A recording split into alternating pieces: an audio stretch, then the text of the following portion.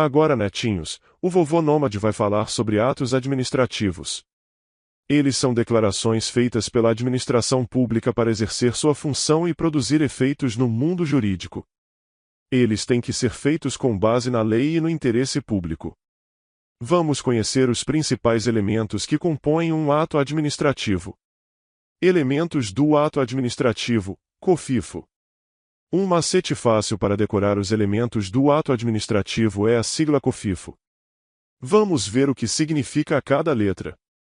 C. Competência. Quem tem poder para praticar o ato? Cada órgão tem sua função específica. O. Objeto. O que o ato quer realizar? É o conteúdo do ato, sua finalidade prática. F. Forma. Como o ato é feito? Todo ato deve seguir uma forma específica, seja por escrito, verbalmente, etc. F. Finalidade. Qual é o objetivo? O ato deve sempre buscar o interesse público. M. Motivo. Por que o ato foi feito? Deve haver uma razão, um fundamento de fato e de direito. O. Objeto. O resultado que o ato busca produzir no mundo jurídico. Vamos resolver algumas questões. Sebrasp. Adaptada. O objeto é o elemento do ato administrativo que diz respeito à sua finalidade, ou seja, o objetivo que o ato busca alcançar. Errado. O objeto do ato administrativo é o efeito prático que ele produz, e não a sua finalidade. A finalidade é o interesse público que o ato busca atender. Exemplo prático: se a prefeitura dá uma licença para a construção de uma casa, o objeto é permitir a construção, e a finalidade é atender o interesse público, garantindo que a obra esteja dentro das normas urbanísticas. Sebrasp. Adaptada. A competência para a prática de atos administrativos é um elemento vinculado à pessoa que a lei confere poder, sendo irrenunciável, embora possa ser delegada em certos casos. Certo. A competência é irrenunciável, mas pode ser delegada ou até avocada em situações previstas em lei. A pessoa deve agir dentro de suas atribuições. Exemplo prático: um diretor de uma escola pública tem a competência para organizar o calendário escolar, mas pode delegar a tarefa de organizar uma reunião com os pais para um coordenador. Sebrasp. Adaptada. A forma é o elemento do ato administrativo que corresponde ao motivo, ou seja, às razões de fato e de direito que justificam sua prática. Errado.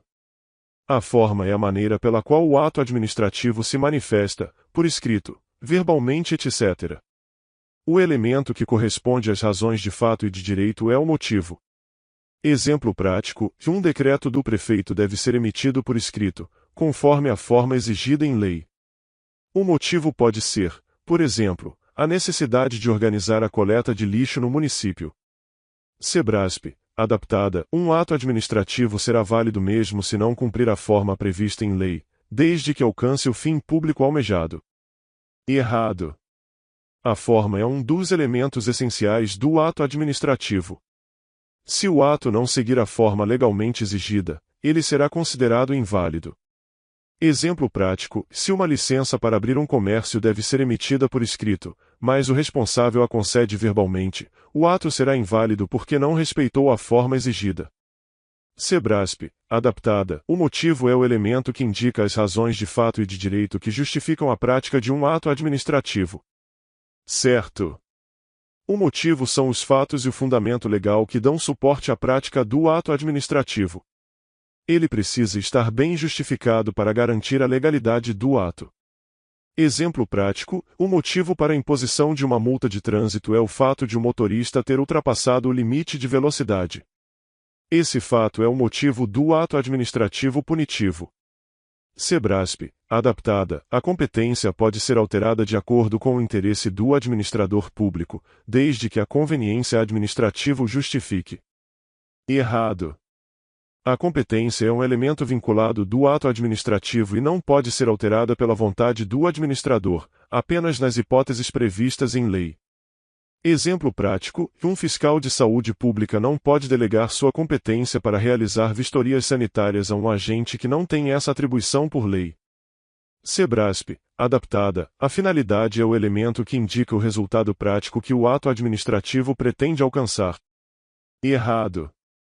O objeto é o resultado prático do ato administrativo. A finalidade é o interesse público que deve ser atingido com a prática do ato.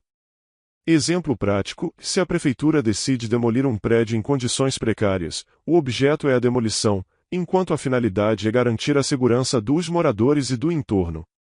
Sebrasp, adaptada, a ausência de motivação em um ato discricionário é suficiente para sua nulidade, ainda que o ato tenha sido praticado em conformidade com o interesse público. Certo. Mesmo em atos discricionários, a motivação é essencial. Se o ato não apresentar os motivos, ele poderá ser anulado por falta desse elemento fundamental. Exemplo prático: se um prefeito decide fechar um mercado popular sem justificar os motivos, o ato pode ser anulado, pois a falta de motivação o torna inválido. Sebrasp, adaptada, a finalidade do ato administrativo deve ser sempre o interesse público, e sua inobservância leva à nulidade do ato. Certo. A finalidade do ato administrativo é sempre o atendimento do interesse público, e se o ato for praticado com finalidade diversa, ele será inválido. Exemplo prático: se um gestor usa um ato administrativo para favorecer amigos ou interesses pessoais, ele estará violando a finalidade do ato, que deve sempre atender ao interesse público. Sebrasp, adaptada, o objeto de um ato administrativo deve ser lícito, possível, determinado ou determinável, sob pena de nulidade. Certo. O objeto do ato administrativo precisa ser lícito, possível e determinado ou determinável, caso contrário o ato será considerado nulo. Exemplo prático: que um prefeito não pode emitir um decreto para desapropriar algo ilícito, como um imóvel utilizado para atividades criminosas. O objeto deve sempre ser lícito. Claro, netinhos. Vamos contar uma história que envolva todos os elementos dos atos administrativos de uma forma divertida e fácil de entender. Prestem atenção que no final vocês vão ver como cada elemento aparece. Era uma vez uma cidade chamada Vila das Regras, onde o prefeito, seu João, decidiu construir um parque público para os moradores se divertirem e aproveitarem a natureza.